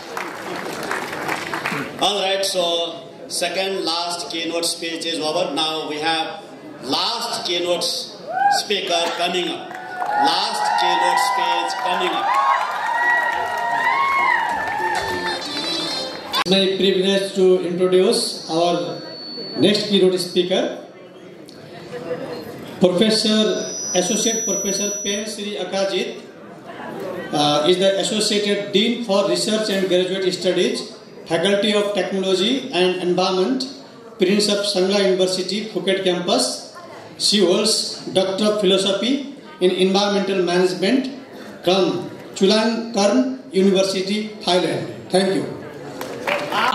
To engage in the creation and exchange of the knowledge, I wish to begin by thanking the organizing committee for hosting this important event. And actually it is my first visit to Nepal, and I'm very excited to be part of this important event. So let me a little bit introduce myself. Associate Professor Dr. Pen Sri, representing Prince of Songkhla University or PSU. My university has 5 campuses across the southern of Thailand, and my campus is in Phuket, Iceland, the largest island in Thailand. And my area of expertise is environmental technology, and my current research focuses on the issues of the microplastic, about its distribution in different environmental compartments. And today I will be presenting on this emerging pollutant, that's microplastic, about its challenges and also its distribution in different compartments. So I invite you to join me in exploring this critical issue as the accelerated rise and in production of the plastic has caused environmental problems. So So this is the presentation outline for this presentation. So in each section is expanded with the specific examples and current research finding to deepen your understanding of this critical environmental issue. So let me a little bit introduce of you like plastic. Actually, plastic is a polymer that we extracted from the natural coal or oil, and actually it's a common material that can be found in almost all parts of our everyday life. The types of microplastic can be categorized or classified according to the heat resistance. So the first one is the thermoplastic. So it can be remelted several times, so it means that we can recycle. And another one is the thermosetting plastic. They do not soften on heating, so it means that you cannot recycle, for example, like epoxy resin. And you guys might get familiar of these symbols. It is sometimes called plastic symbols or recycling symbols. Actually, it's called resin identification coding system. So this coding system, it helps the producer and the consumer to differentiate between these different types of the plastic. So the plastic number 1 to number 6 mean that the products are made from these specific types of the polymers. So by paying attention to the resin identification coding and also know what types of the plastic can be recycled globally, so you can ensure the maximum amount of waste that can be recycled. But we usually have the insufficient infrastructure and also lack of the consumer awareness, so we usually end up with the mixed plastic. So because of the plastic, because of its properties, it's very cheap, lightweight, and also resistant to the corrosion. So it has been made it widely used in almost every sector of our modern economies. So it has it has many applications. So this is a reality, whether you like it or not. Like plastic is universal in our life. Nearly all food, household, all the clothing are packaged in plastic. So due to the length of the production and the consumption has less significantly. So this is a timeline summarizing the important event in the production and the detection of the plastic. So it starts from very first production of the synthetic polymer, like since 19th century, and then followed by the mass production of the plastic products until we just discover what we call microplastic recently. And the first publication of the microplastic is released in 2006.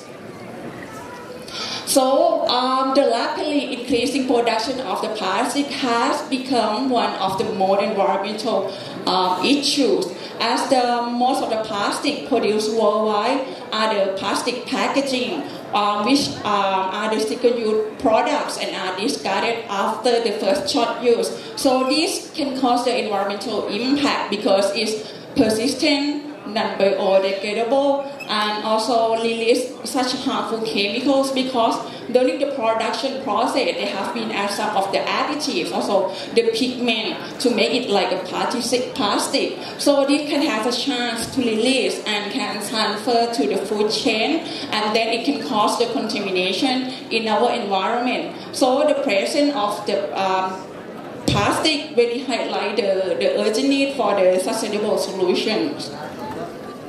So now let's come to our highlight is the microplastic. Actually, the microplastic is the plastic, but according to its definition, it is the small plastic with the diameter of less than 5 milliliters.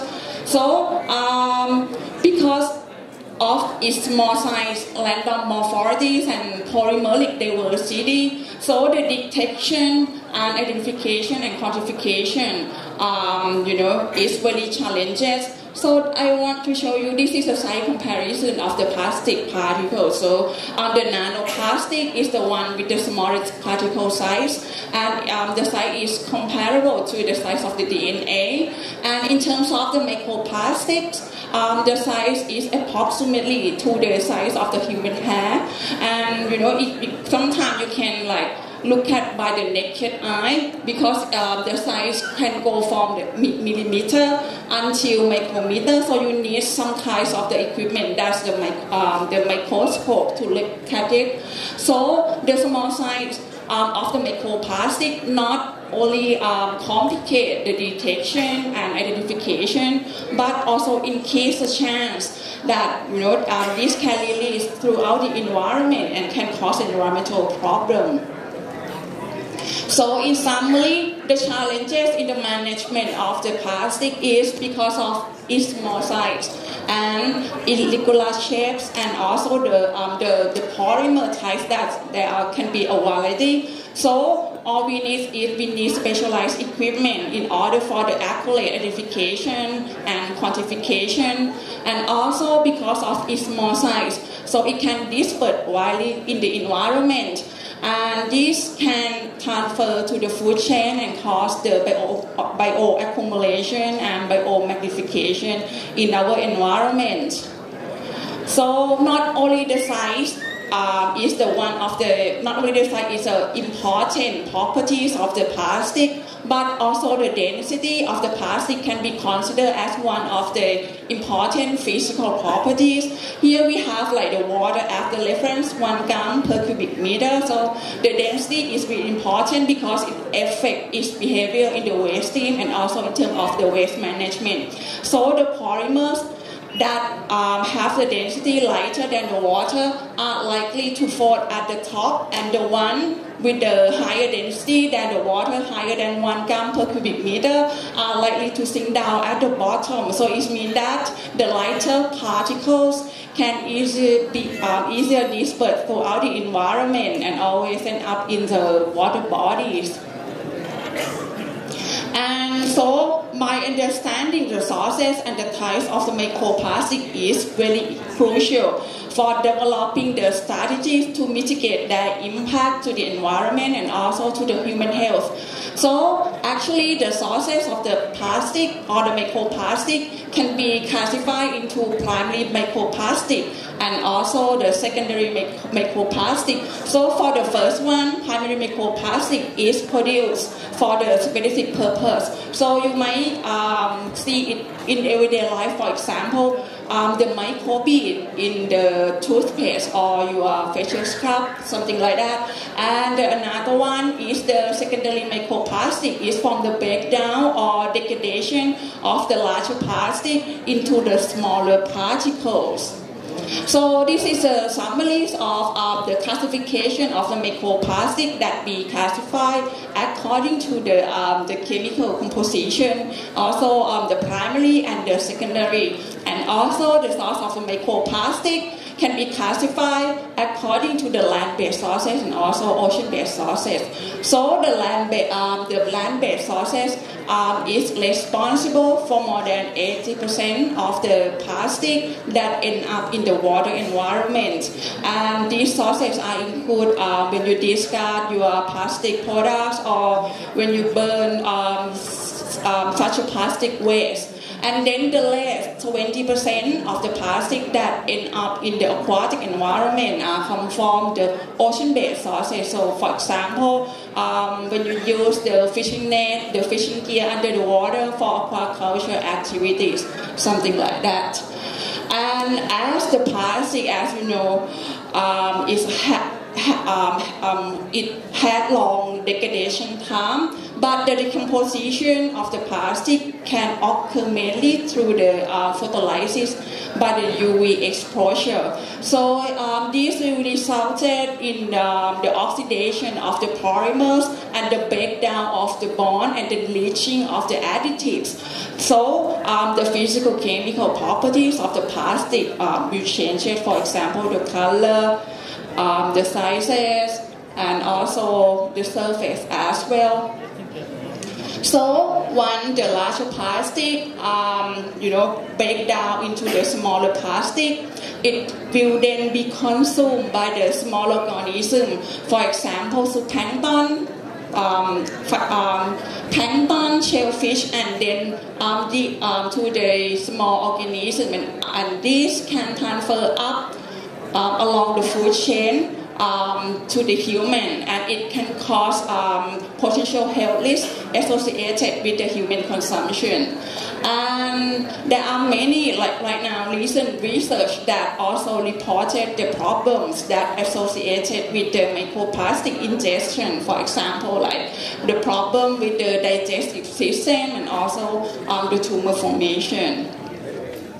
So actually, the effects of the plastic or the microplastic to the marine organism or any organism can be categorized into one in the digestion and another one physical entrapment. For the ingestion, it can be directly or indirectly. For the directly, this actually happen through by the filter feeding, like a bivalve for the whale. So from the picture you can see that this is an example, like the fin whale. It can engulf a large amount of the seawater, 7,000 liters of the seawater, without discriminating which one is a non-food, which one is a food. So they just grab all the water and take it inside, so can accumulate the microplastic inside their body. And for the entrapment, physical entrapment, this can lead to the injuries and can cause death to our marine organism.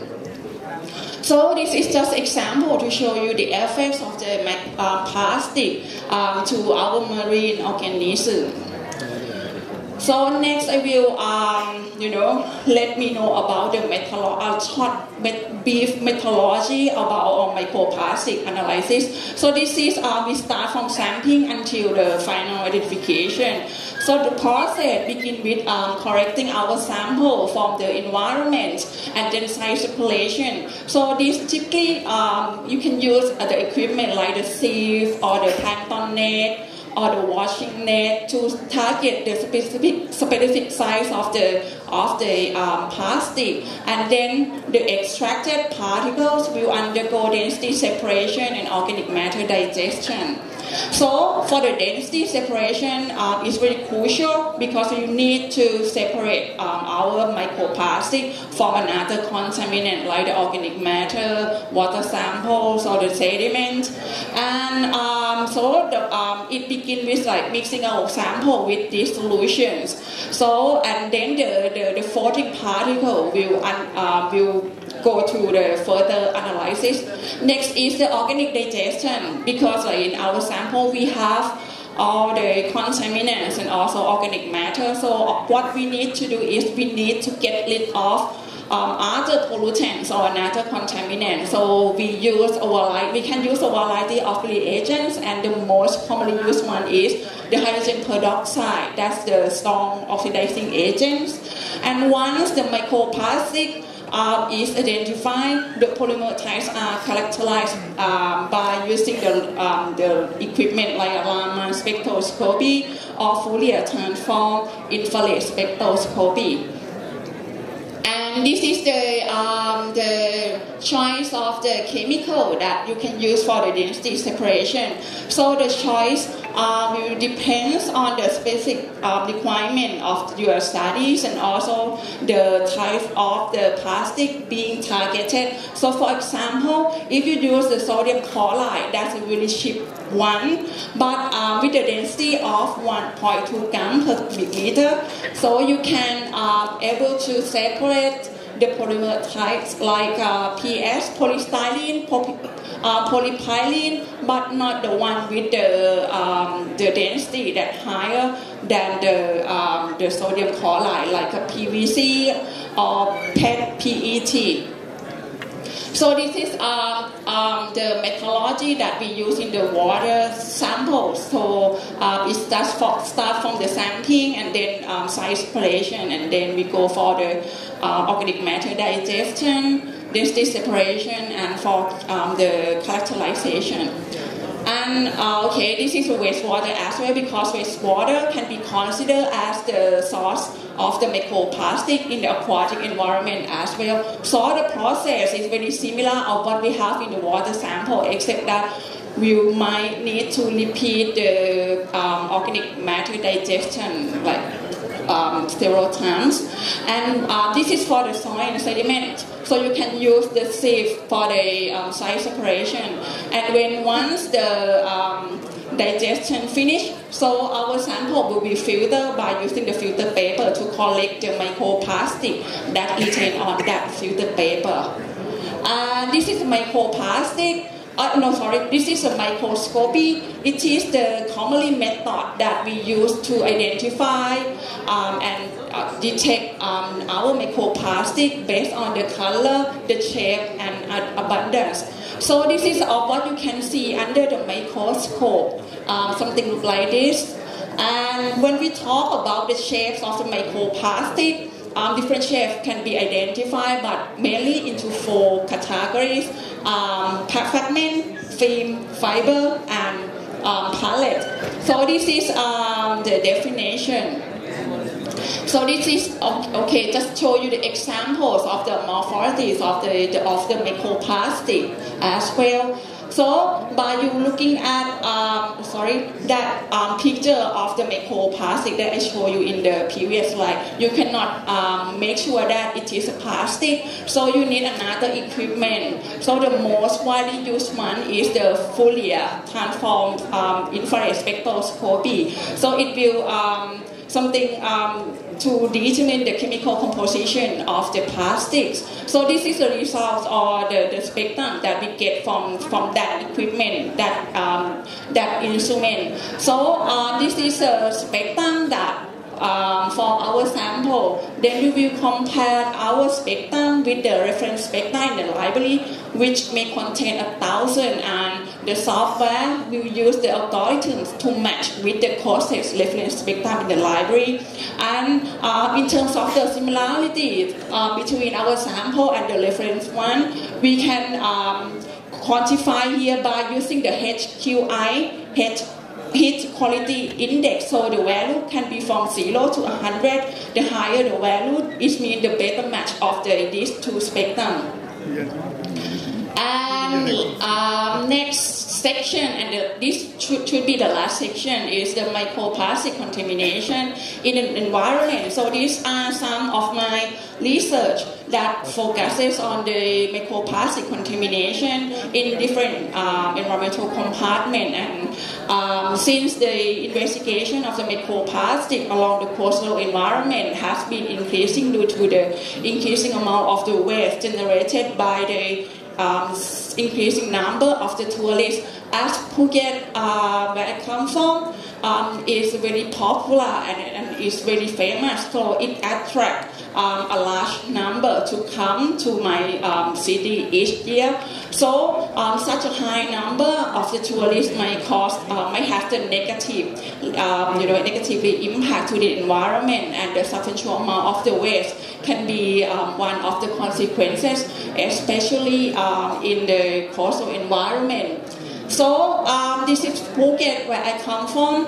So Phuket is very famous, and the tourist is the mainstay of the Phuket economy. So most the beaches on the east side of the Phuket are mainly used as the pier or departure point to go to another island. And on the west side, if you have heard Patong Beach is located in the west side of the Phuket and very popular for tourists. So this is the first example of my research. So it is about the contamination of the microplastic in the beach sediment along the coastline of the Phuket. So in this study, I determined the microplastic along the west side and also the east coast of the Phuket. So there is some of the locations are separated into zones, considering the difference in the human activities, human use of the tourists. So the result, so you can see that this is the result of the microplastic contamination. So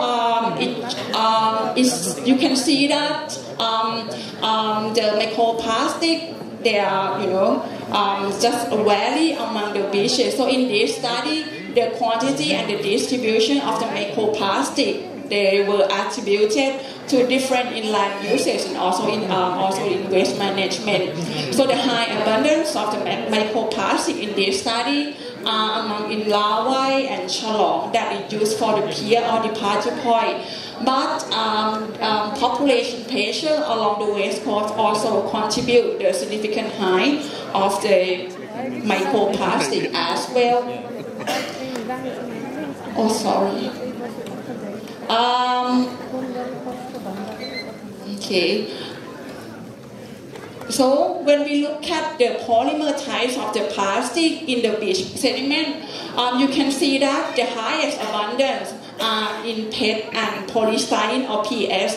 The high contribution of the PET and PS may correlate to the human activities, as PET are being commonly used in the packaging application, and the polystyrene or PS is commonly used in the insulation materials and also in the container.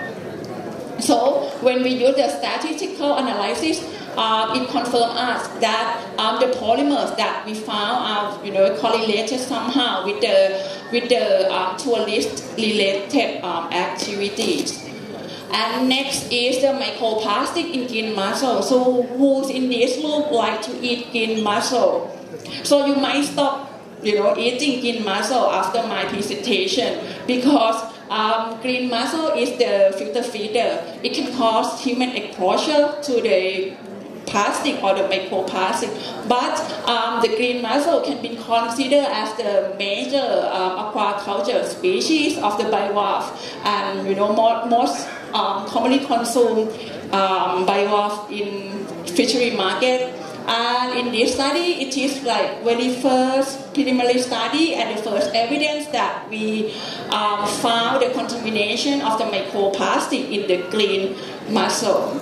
So this is a location. So the location in this study is very important because it connects the Phuket municipality with the mangrove environment. So it has been increasing, polluted. So in this, so we collect our sample of green mussel from this area. We call it Got P Canal. And in this study, we have 3 different edges of the green mussel to see how different edges cause the difference in the microplastic ingestion.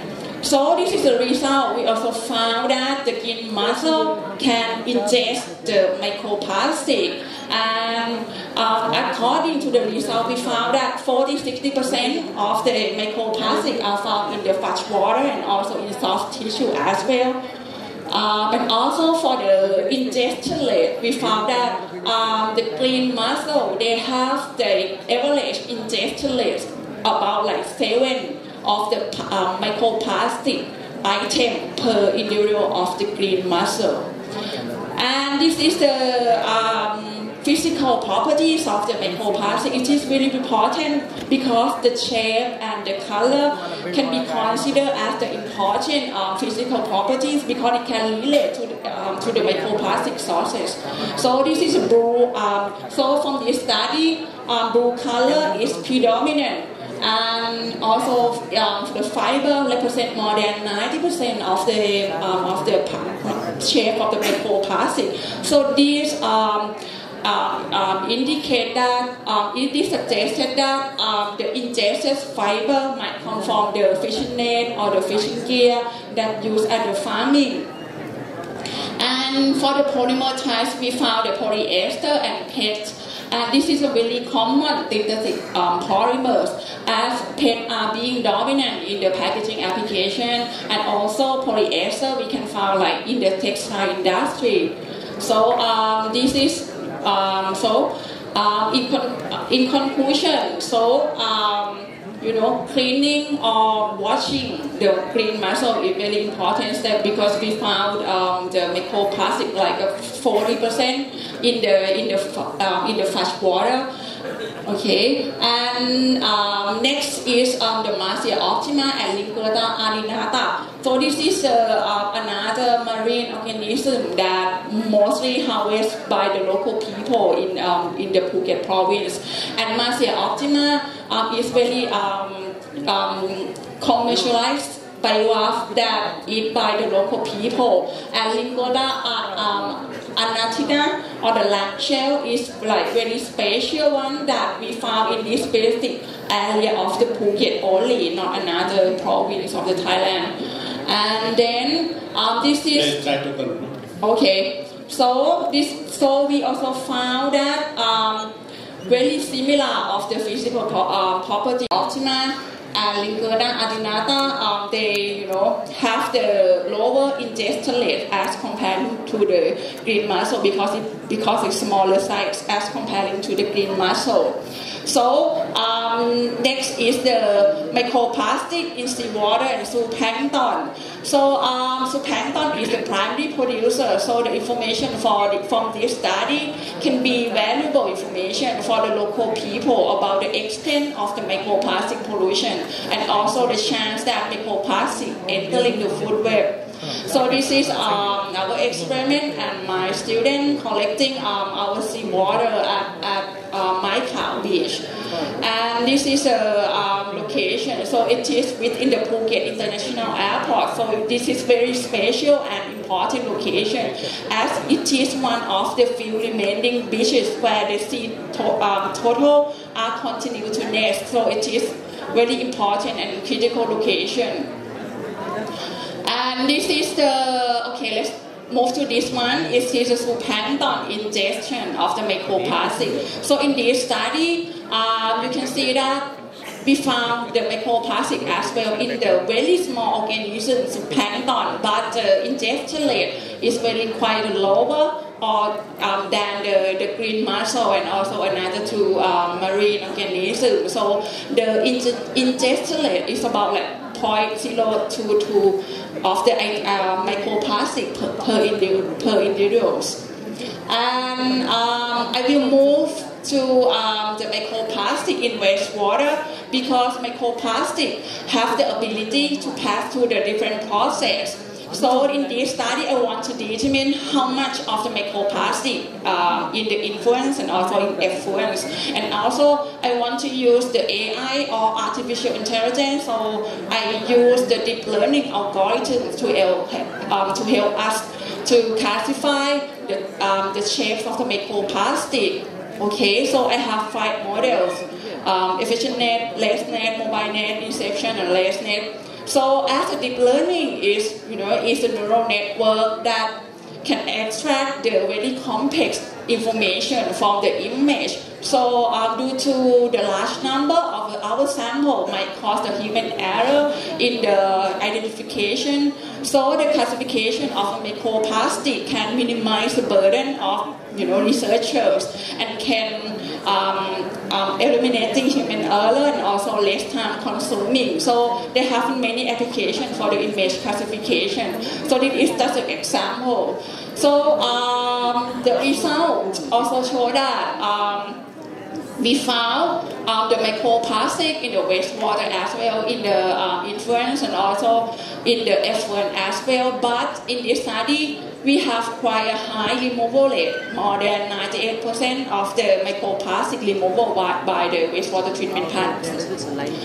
So this is the result that we obtained. Is quite different from the previous study from the marine organism. We found the black color and also the fragment are the predominant in these studies because microplastic might undergo like mechanical process during the treatment process. So the color tend to be the black one.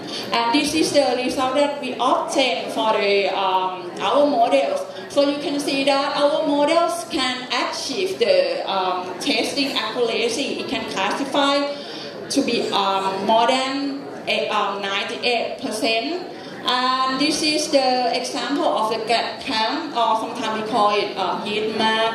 This is to allow you to understand about the model, how the model locate and identify the subject in an images. So you can see that our model can, distinguish different morphologies or shapes of the microplastic and show the very high accurate identification. Professor, time to conclude already.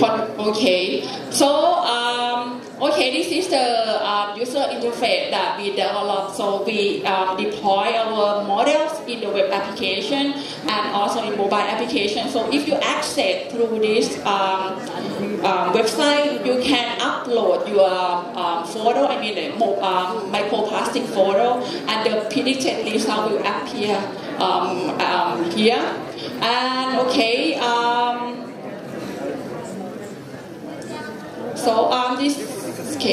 so in summary, the use of the deep learning in microplastic is very important and very advancement because it offers cost-effective and alternative, and it helps us as a scientist to do our job better for the better decision making and also to protect our environment. So to address the microplastic pollution in the future, you can take the following steps. First, and importantly, but very easy way to do is reduce the use of the plastic. And next is improve the recycling system, or you can prefer another material that can be biodegradable, and then certain regulation, innovative detection, and less public awareness and support global cooperation. So by following these steps, you can mitigate their impact to the environment and also to the human health. So that concludes my presentation. Thank you so much, Professor. Thank you for your effort on coming up with such a good innovation. So this conference is all about innovation. So you have come up with, I think, a very good innovation. Now, train is running late, so we are not going to entertain any questions. So now, for her efforts, I would like to request our campus chief to honor her by providing certificate and token of love.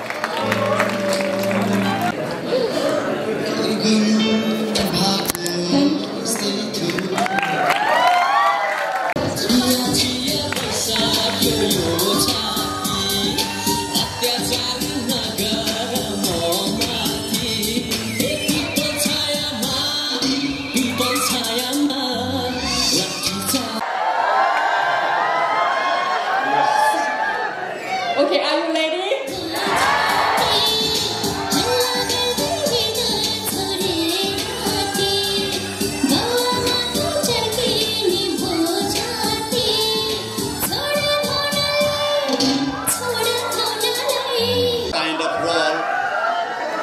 This is the kind of role our faculties and our students should be performing in due course of time. So thank you for your patience and thank you for your support and thank you for your cooperation and thank you all the keynote speakers for your efforts.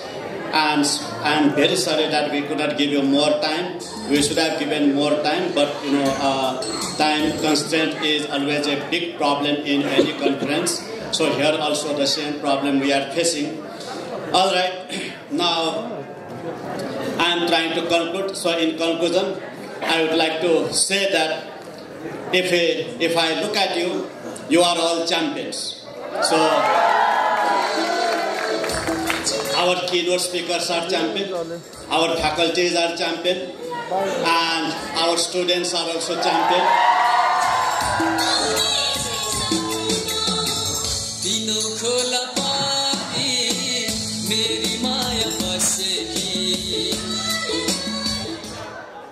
Now, what I mean to say is that why you are all champions? Because each one of you know how to operate desktop, each one of you know how to operate laptop, how to surf in internet, how to surf in website, and how to operate the mobile. So you are all champions. But what I mean to say is that these days are the days of competition. Simply by becoming a champion is not enough. You all need to become champion of the champions. यसमा अलिकति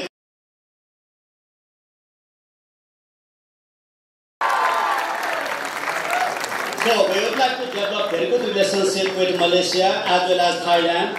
So can we explore the opportunities of faculty exchange, student exchange? So can our students visit your university, and similarly can your students and faculties visit our universities? So we would like to explore these possibilities. Now I would like to end by saying that अब जाँदा जाँदै एउटा कुरा भन्छु ल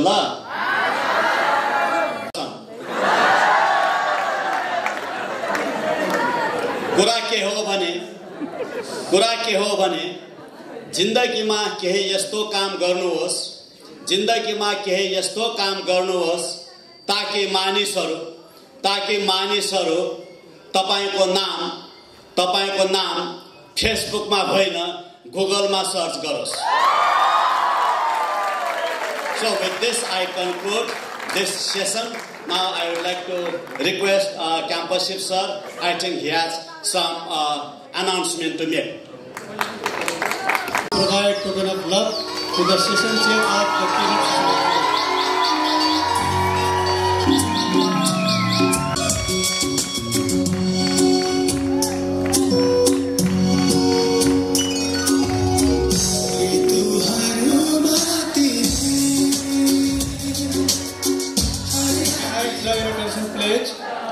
Mentors and participants who are staying in hotel, dinner is managed in the respective hotels. Bus is managed for the students to drop in the respective destination. Electric white colored vehicle is managed for the presenters and participants staying in hotel. Tomorrow